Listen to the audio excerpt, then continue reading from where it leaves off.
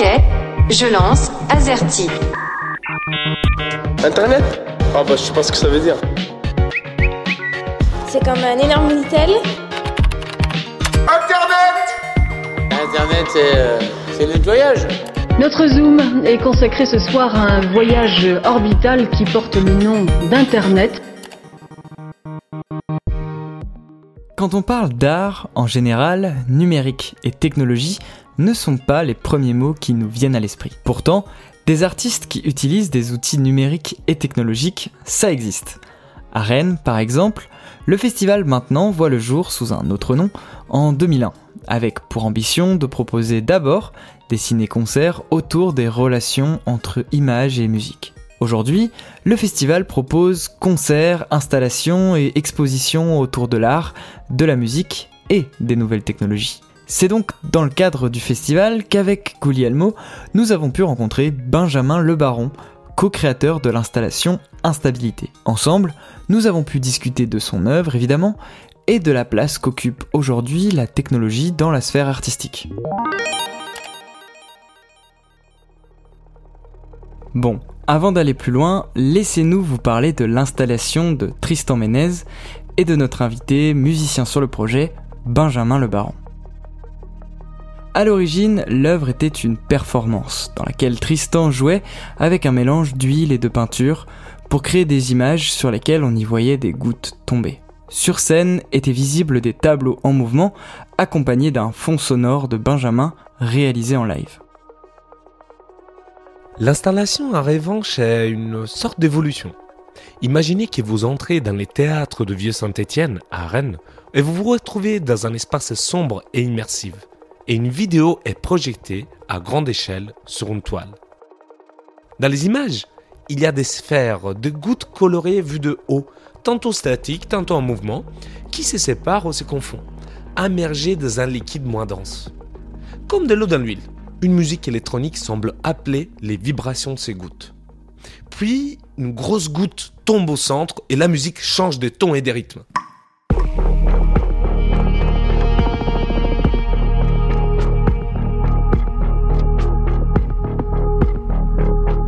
Et c'est là que vous remarquez qu'entre vous et l'écran, la toile, il y a comme un piédestal sur lequel est posé un petit plat de verre, où se retrouvent en fait les gouttes que vous voyez sur les tissus. Un mécanisme fait en sorte que, périodiquement, une nouvelle goutte tombe sous les plats et modifie ainsi la musique, qui est clairement liée aux formes aléatoires que les gouttes forment sur les plats. Je vous conseille vivement d'aller sur votre moteur de recherche préféré et de chercher Instabilité de Tristan Ménez et Benjamin Le Baron pour vous faire une idée aussi. Et en tout cas, ces deux liquides qui se ne mélangent pas rappellent clairement la dynamique des fluides. Cette branche de la physique qui étudie comment les fluides se déplacent, qu'ils soient liquides ou gazeux. Intrigués, nous demandons à Benjamin comment ce travail est né. Avec Tristan, ça fait plus longtemps qu'on se connaît, on se connaît déjà depuis une dizaine d'années. Et en fait, moi j'avais beaucoup suivi son travail, donc ses premières expérimentations, lui il avait déjà travaillé à la base sur les cordes de Meld, c'était sa toute première installation. Puis après avec son installation Bloom, qui était autour de la mécanique des fluides. Et en fait, Tristan était venu me voir un jour en disant j'aimerais faire une version live, une version performance de Bloom. Et en fait, on est parti dans une direction un peu différente, et c'est ça qui a donné Instabilité. En fait, on s'est dit, c'est carrément une autre proposition, donc on va continuer à travailler autour de la mécanique des fluides. Ça restait très intéressant en termes d'image et d'imagerie. Nous, on voulait travailler vraiment autour de la différence entre l'infiniment petit et l'infiniment grand. Et donc, mon processus là-dessus, donc Tristan avait déjà quelques expériences. On a vraiment travaillé le son et l'image un peu conjointement. Donc, c'était des allers-retours. Tristan testait des choses. Je faisais de la musique par-dessus. On testait des expériences, donc avec des dispositifs, avec des haut-parleurs, des petits solénoïdes, des choses comme ça. Et une interaction entre mes synthétiseurs et ce que ça pouvait faire sur l'image. Et donc, c'est comme ça qu'on a créé Instabilité. Et quelles sont les difficultés et autres défis qu'on peut rencontrer lorsqu'on essaye de transformer une performance live en une installation ? Là, le défi, ça a été de faire quelque chose qui soit quasi autonome. Là où la performance, du coup, c'est du direct. Donc, Tristan fait ses mélanges sur scène directement. Voilà, il fait toutes les expériences en direct. Donc voilà, c'est dans un temps donné, c'est sur 40 minutes de show. On va devoir faire ça. Donc là, la difficulté, c'est sur cette phase-là de pouvoir refaire les mêmes expériences avec le même rendu quasi à chaque fois. Chaque fois qu'on va faire une performance, il faut qu'on ait à peu près le même rendu. Donc il y a des accidents, des choses comme ça, mais ça c'est toujours cool, ça fait partie de la performance. Et là, de transformer ça en installation, c'était l'effet inverse. Il faut que ça soit quelque chose qui tienne dans le temps et qui soit pas trop redondant en même temps. C'est quelque chose qui va être sur la durée, là, cette fois. On veut que ça puisse être sur une journée entière d'installation. Donc il fallait que ça soit à la fois tenable sur la durée et que ça soit en même temps que les gens s'ennuient pas trop devant, quoi. Mais du coup, comment ça marche derrière ? Ça veut dire c'est vraiment de la classification d'images et du coup on va identifier les gouttes et sur la base de ça, c'est relié à une librairie de sons déjà fait. Comment ce côté-là de relier les deux ? En fait, c'est juste une petite goutte, voilà, qui va avec un liquide. Donc c'est tout simple, c'est de l'encre qui tombe dans un liquide. Enfin, c'est de l'encre et de l'alcool qui tombent dans de l'huile. Et en fait, voilà, cette petite goutte va se diffracter complètement, puis se rétracter via la caméra qui nous permet de projeter le rendu visuel. On a également tout un système, un logiciel qui va nous permettre d'analyser ce qui se passe en direct. L'analyse de l'image, c'est très simple, c'est du blob tracking. Donc voilà, c'est juste de la reconnaissance. Nous, on a fait en sorte que, hop, quand la goutte tombe, elle tombe au milieu, en fonction de sa position et de sa taille. Donc on va avoir plusieurs données qui vont être envoyées par ça. Et ces données-là, moi je peux les récupérer dans mon logiciel de musique, sans rentrer dans les détails. Voilà, on a un protocole OSC qui nous permet de naviguer entre les deux logiciels, le logiciel vidéo, le logiciel son. Et en fait, ces données-là, qui sont renvoyées dans mon logiciel de musique, moi je vais pouvoir les récupérer. Et avec différents outils, je vais juste dire, voilà, entre telle et telle valeur, sur tel paramètre, je veux que le filtre de tel synthétiseur soit augmenté, soit baissé, qu'en fonction du nombre de gouttes, il y ait l'arpégiateur sur tel autre synthétiseur qui s'accélère, que voilà, sur telle autre chose, ça envoie telle note, ou voilà. Donc il y a quand même un socle qui est préparé. Moi j'ai quand même préparé une base musicale, c'est pas de l'impro total et c'est pas envoyé n'importe comment, mais je vais faire en sorte que dans cette base musicale-là, il y ait plein de paramètres qui vont varier, pour que comme ça, on ait l'impression que ça soit tout le temps en changement, qu'il n'y ait jamais la même chose qui revienne, alors que, au final, on a cette même base qui est tout le temps la même, quand même. Une chose qui m'a marqué effectivement en voyant l'installation, c'est le côté matériel de l'installation. C'est-à-dire, je me disais, quand je voyais votre travail qui est inspiré à la dynamique des fluides, on aurait pu faire quelque chose, disons, de similaire en utilisant des simulations numériques, par exemple, ou de l'imagerie par ordinateur. Et quand tu arrives, effectivement, il y a cette matérialité de l'encre. Ouais. Non, c'est pas de l'encre, là, c'est de l'huile, etc. Moi, ça m'a plu aussi. Mais du coup, je me demandais pourquoi ces choix, pourquoi aller sur les côtés vraiment d'expérimentation comme ça, plutôt que de l'imagerie par ordinateur. Nous, on tenait vraiment à ça, à faire quelque chose d'analogique, entre guillemets. Enfin, faire vraiment quelque chose qui soit simple à réaliser. C'est des expériences qui peuvent être faites chez toi. Tu peux refaire exactement la même chose. C'est quelque chose qui est connu, c'est l'expérience de Marangoni.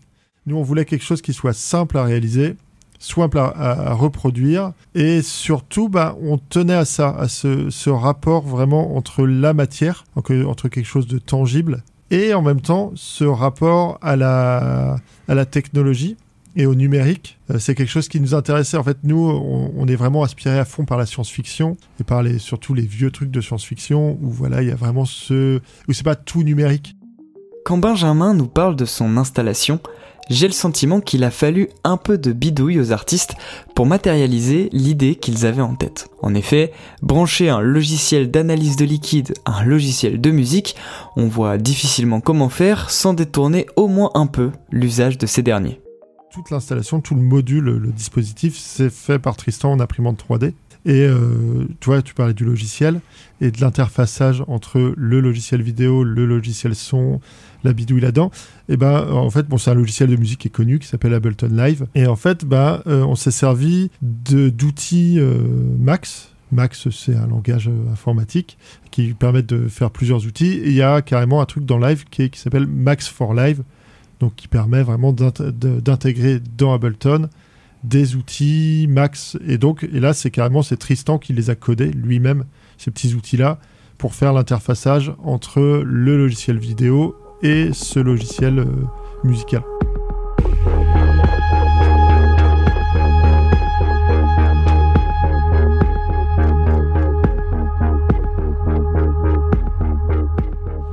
Moi, je suis retourné un peu à l'enfance et sur les bancs d'école avec le microscope. Moi, j'ai vraiment trouvé des images de biologie, en fait, vraiment des chimies.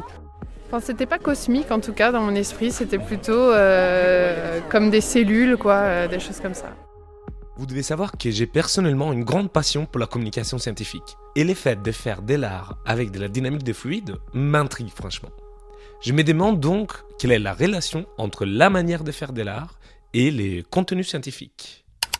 Pour nous, la partie scientifique, c'est plus un outil pour arriver à la création artistique derrière. On prend ça comme une inspiration, vraiment. Il y a plein d'expériences scientifiques où le rendu est hyper cool, hyper joli.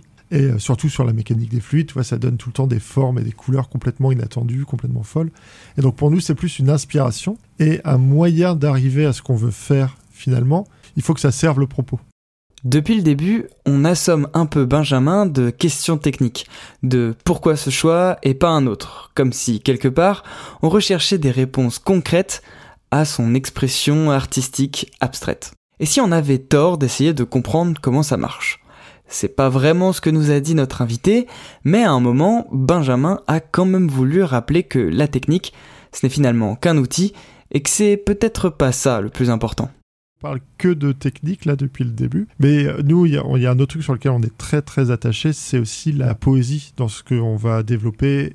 Et nous, on veut que le côté technique, ça soit juste de la technique, et que ça se ressente le moins possible. Qu'en fait, quand on arrive sur soit la performance, soit l'installation, que ça paraisse très simple et que n'importe qui puisse comprendre à peu près comment ça se passe. Mais on veut pas direct que, hop, t'aies un bac plus 20 en art numérique pour comprendre vraiment ce qui se cache derrière. On veut garder quand même ce côté très, c'est pas le bon mot, mais très pop dans l'approche.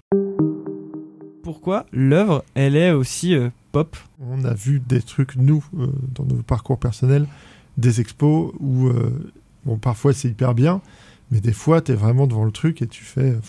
je comprends rien et ça m'intéresse pas, quoi. Moi, j'ai tendance à dire que quand je vais commencer à plus m'intéresser à la technique, vraiment, à la beauté de l'œuvre, sauf si c'est voulu, tu vois, sauf si c'est vraiment voulu par l'artiste, que ce qu'on ressent en sortant de là, c'était vraiment un côté technicien, où là, ça devient intéressant. Mais si la personne va proposer quelque chose d'artistique sur le papier et puis tu sors de là, t'es là... les lumières étaient jolies, ou le son était bien, mais que dans l'ensemble, t'es là, j'étais totalement hermétique à ça. Nous, on voulait que ça soit accessible à tout le monde, et qu'on comprenne facilement ce qui se passe entre la goutte qui tombe, l'écran, le son qui se déclenche, des trucs simples, et qu'en même temps, les gens fassent, ok, c'est cool, c'est joli, il se passe quelque chose, quoi, on ressent quelque chose, quoi. Justement, ouais, tu l'as dit, c'était une volonté. Et tu dirais que c'est par la simplicité de ces mécanismes et la facilité qu'on a à comprendre comment ça marche que ça en devient une œuvre compréhensible par tous. Ouais, il y a de ça, il y a de ça. Tu vois, ne serait-ce que le fait que ce soit une expérience simple à mettre en place, que chacun puisse reproduire chez soi, moi je trouve ça intéressant aussi, ce côté un peu, c'est très prétentieux, hein, mais de démocratiser l'art, de faire, en fait, si tu veux le refaire chez toi, tu peux. Une ambiance paisible qui permet de se reposer sur peut-être la continuité du temps et des mouvements. Alors, je pense que le son, il fait beaucoup. Je reviens dessus, hein, mais c'est vrai que ça, y a un côté un peu pesant presque dans le son. Et sinon, l'autre chose, c'est pour moi, il y a une petite différence par contre entre la compréhension et la sensibilité. C'est-à-dire que si on pense aux entretiens qu'on a fait après, il y avait des ambiances très différentes. Des gens qui disaient ça m'a marqué parce que je trouvais un peu angoissant. Et d'autres personnes qui avaient dit une autre, ah non, je l'ai trouvé très cool, très chill, ça m'a relaxé beaucoup. Donc peut-être il n'y a pas une compréhension, ça veut dire que ah oui, on a compris ce que les artistes voulaient nous dire, mais plus une sensibilité. Ça a touché la sensibilité des personnes mais peut-être pas, vous n'avez pas envoyé un message clair, quoi. Ah bah non, mais c'est le but du jeu, c'est chacun avec sa sensibilité va ressentir quelque chose de différent. Et ça, nous, on est carrément OK avec ça. Enfin, c'est ce qu'on voulait un petit peu aussi, c'est que chacun, en fonction des images qu'il va voir et de la musique, effectivement, en fonction de sa culture, de ses codes et tout, il y en a, comme tu dis, qui vont trouver ça hyper angoissant, comme d'autres qui vont trouver ça hyper relax et tout. C'est le but du jeu. Enfin, c'est que de toute façon, tu vois une œuvre, tu comprends un petit peu ce que l'artiste a voulu dire, mais après, toi, tu vas l'approprier avec tes codes à toi. Tu vois, c'est que des grosses gouttes qui tombent, mais à quoi ça me fait penser ?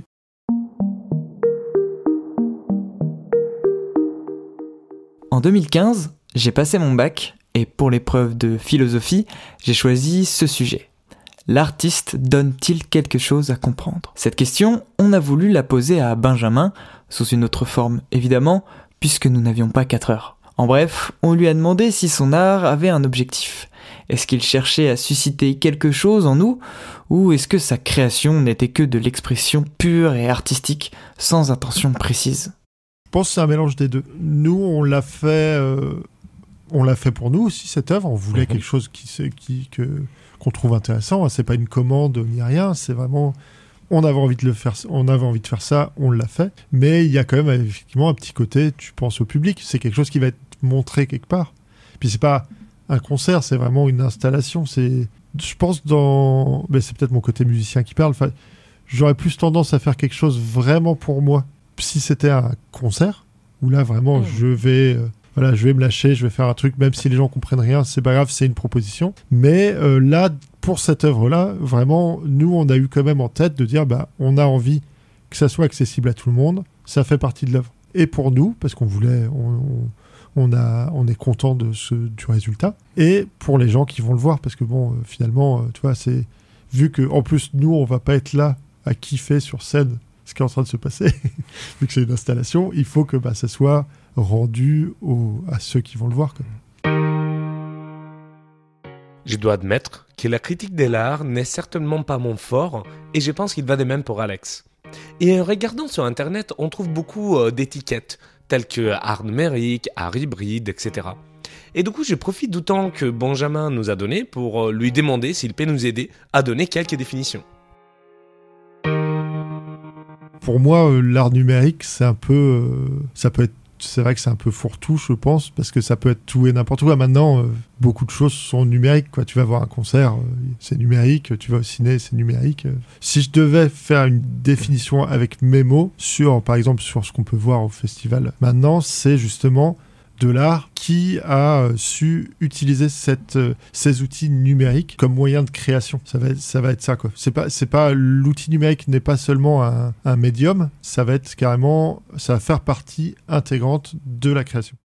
On va être honnête, l'émission d'aujourd'hui est peut-être un peu plus philosophique que d'habitude. Alors, quitte à tout questionner, j'ai demandé à Benjamin pourquoi il s'est tourné vers les machines pour exprimer son art. Pour moi, ça veut dire quelque chose, le fait de s'orienter vers les sons synthétiques des machines plutôt que les cordes d'une guitare. Bien que les deux soient pas incompatibles, c'est pas ce que je dis. Alors, qu'est-ce que lui apporte la technologie dans son expression ?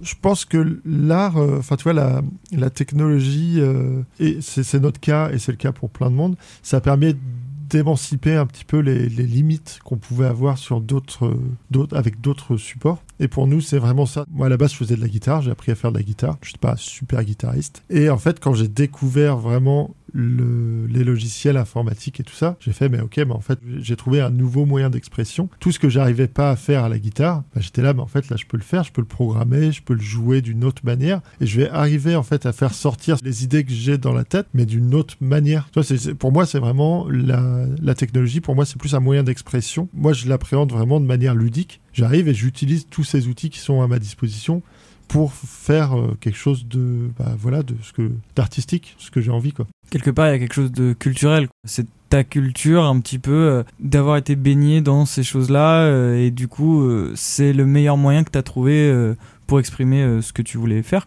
Ouais, puis tout simplement, en fait, tu vois, moi j'écoutais plein de rock au début et tout ça, mais j'arrivais pas à faire ce que je voulais faire dans ce truc-là. J'étais pas bon musicien. Et quand j'ai commencé à écouter de l'électro ou des choses comme ça, je me suis rendu compte que avec mes petites machines et tout ça, mon ordinateur, d'un coup, j'arrivais à reproduire plus ou moins ce que j'entendais. Et surtout, j'arrivais à me dépasser entre guillemets, quoi. À la guitare, très vite, j'étais limité parce que j'avais une mauvaise coordination entre mes deux mains. Alors que sur la machine, t'as pas du tout ça. L'outil numérique et la technologie, ça permet de s'émanciper vraiment sur les limites du corps, tout simplement, déjà. Il va rester que la limite de ton esprit. Par contre, il faut pas, pour moi, penser que du coup, tous les côtés, disons, artisanal et de réessayer et de travail derrière disparaissent avec les machines. Je veux dire, pour moi, la maîtrise quand même de la machine, de l'interface entre ton esprit et la machine demande quand même beaucoup de travail, au moins. C'est comme un nouvel instrument, c'est un nouvel outil qu'il faut apprendre à maîtriser. C'est différent, c'est complètement différent. Même l'outil informatique, faire de la musique sur un ordinateur, c'est comme un nouvel instrument, quoi. Faut l'appréhender, faut le maîtriser. Moi, je pense que je m'y suis plus retrouvé là-dedans qu'avec des instruments traditionnels, entre guillemets. C'est pour ça que j'en ai fait mon métier. Pour moi, c'est vraiment... c'était plus facile, entre guillemets, de faire ça, quoi. Et à un moment donné, il y avait quelqu'un qui avait vraiment aimé votre installation, mais qui a sorti une phrase qui m'a vraiment marqué. Elle disait l'ambiance était top, les images étaient trop belles, trop évocatives, et la musique était trop bien, même si c'était généré par ordinateur. Et cette tournure de phrases, moi je me suis dit, attention, là il y a quelque chose. Du coup, selon toi, dans la sphère artistique ou en général de comment l'art est perçu, est-ce qu'il y a toujours, disons, un rejet de l'art fait par l'ordinateur plutôt versus l'art fait avec la guitare physique, quoi? C'est intéressant parce que est-ce que cette personne elle disait ça parce que il y a les gros débats en ce moment sur les IA, mais est-ce que c'était là-dedans? Ou est-ce que c'était carrément, effectivement, le fait que c'était pas de la musique jouée en direct, quoi? Je pense que c'était plutôt les sonorités qui disaient c'est une sonorité de musique électronique et qu'évidemment, il y avait une préférence comme si ça c'était dit, comme si c'était un peu inférieur, quoi. C'était pas de la musique, c'était la musique électronique, quoi. C'est pas de la vraie... Oui, c'est peut-être ça. Oui, comme tu dis, il y a sans doute des préjugés là-dessus. Il y a encore plein de gens qui disent les DJ, c'est pas des musiciens et tout ça. C'est bien pour dire que, finalement, les préjugés autour de la musique électronique sont encore assez tenaces, je pense. Combien de fois m'est-il arrivé d'être insensible devant une œuvre dans un musée? Sûrement trop de fois. Peut-être suis-je plus sensible à un genre de culture moins légitime, en tout cas une culture à laquelle on n'y accolerait pas tout de suite des mots comme art. Alors peut-être que cette distinction, très réductrice, on vous l'accorde, n'a plus de sens aujourd'hui. Est-ce que la technologie a participé à un certain effacement des frontières entre les cultures et les mouvements artistiques?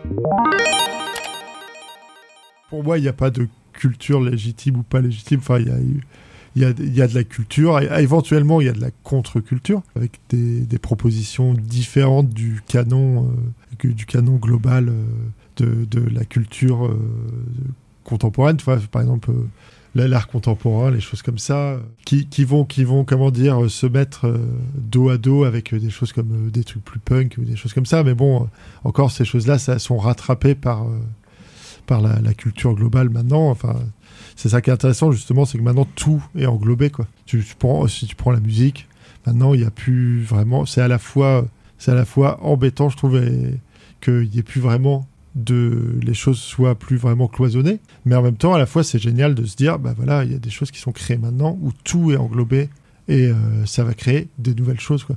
Où chacun va aller piquer des petits bouts à droite à gauche, quoi. Je pense qu'il y a des ponts incroyables qui peuvent être faits entre les différents mondes.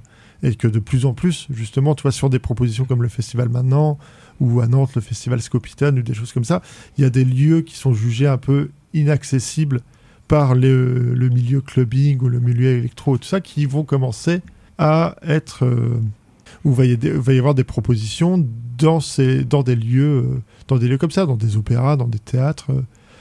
Enfin, faut pas que ces deux mondes s'opposent. Dans toute cette histoire de culture légitime et illégitime, Gu et moi, on y voyait aussi le blocage par la technicité. En gros, est-ce qu'une œuvre doit avoir ses propres codes pouvant inclure ou exclure par sa complexité? Je trouve que c'est l'inverse complètement. Plus une œuvre va être compréhensible facilement, même si elle est techniquement hyper complexe, mais que justement tu ne vois pas cette complexité, c'est là où l'œuvre devient intéressante. Si tu es obligé de mettre une technique ultra complexe pour avoir quelque chose d'intéressant, pour moi, ça devient de la technique, c'est pas de l'art. Par exemple, en musique, j'ai vu des trucs incroyables avec des shows lumière de malade, mais t'as plus l'impression d'être dans un showroom pour techniciens du spectacle que dans une salle de spectacle où tu vas vraiment assister à quelque chose d'artistiquement intéressant, quoi. On ne pouvait pas échanger avec un artiste sans évoquer avec lui la question de l'intelligence artificielle. À la fin de notre entretien, on a discuté de l'impact que pourraient avoir les IA sur son travail artistique et sur la création en général. Je pense que si on fait pas gaffe, tous les métiers artistiques, on va prendre un peu cher. Il y a beaucoup de métiers qui vont être impactés par ça. L'intelligence artificielle, c'est à la fois un super outil pour plein de trucs. Ça peut effectivement faciliter beaucoup de choses. Mais je pense que moi, je suis un peu plus vieux que vous et je pense que je suis un peu ancienne génération. Et pour moi, ça me fait peur. Et puis de dire, c'est pas quelque chose qui a été fait par un humain, mais par un ordinateur, ça m'angoisse un peu. Moi, j'étais baigné par toute la culture années 80. Un rapport très ambigu. Je trouve qu'il y a des trucs qui peuvent être incroyables par l'intelligence artificielle. Par exemple, dans le domaine de la santé, je pense ça pourrait faire plein de choses. Mais dans le domaine de l'art, par exemple, tous les trucs qu'on voit avec Midjourney et tout ça, moi, ça me touche pas du tout. Moi, je trouve que ça reste quand même très factice, quoi. Mais après, en même temps, c'est incroyable. Techniquement, c'est incroyable. Ma peur est toujours seulement de faire comme les peintres, d'avoir le même positionnement des peintres le moment où l'appareil photo est arrivé. Et du coup, c'est parce que je partage complètement ce que tu dis, mais en même temps, je me dis, on venait de le dire, la technologie comme quelque chose qui émancipe. Est-ce qu'il peut avoir un rôle émancipateur C'est peut-être ça, c'est peut-être que là, pour le moment, c'est encore trop frais pour nous et les gens se sont pas encore appropriés ça. Et comme tu dis, peut-être que tu vois, dans les années qui viennent, il va y avoir 2 disciplines qui vont se créer, comme la peinture et la photo. Les 2 vont rester et vont avoir autant d'importance dans le futur. Et il y aura des gens qui seront spécialisés dans la culture numérique, intelligence artificielle, et il y en a d'autres qui vont continuer à faire et les 2 vont cohabiter. Merci à Benjamin Le Baron d'être venu nous parler de son installation et de son rapport aux arts numériques. On vous invite vraiment à jeter un œil à son travail, et si vous nous écoutez en podcast, on met des liens dans la description pour que vous puissiez vous plonger dans son univers. Également, un immense merci au Festival Maintenant de nous avoir mis en relation avec Benjamin, et sans qui cet épisode n'aurait pas pu voir le jour. Les remerciements, vous le savez, ça veut dire que nous sommes déjà à la fin de ce premier épisode de la saison 3 d'Azerty. S'il vous a plu, n'hésitez pas à nous donner votre avis en commentaire et à noter le podcast sur les applications dédiées. Nous, on est très heureux de revenir cette année et on vous dit à la prochaine sur Syllab et en podcast. J'aime bien venir ici, parce que le Wi-Fi va super vite. Y a pas beaucoup d'endroits comme ça qui offrent une connexion fibre avec une vitesse gigabit.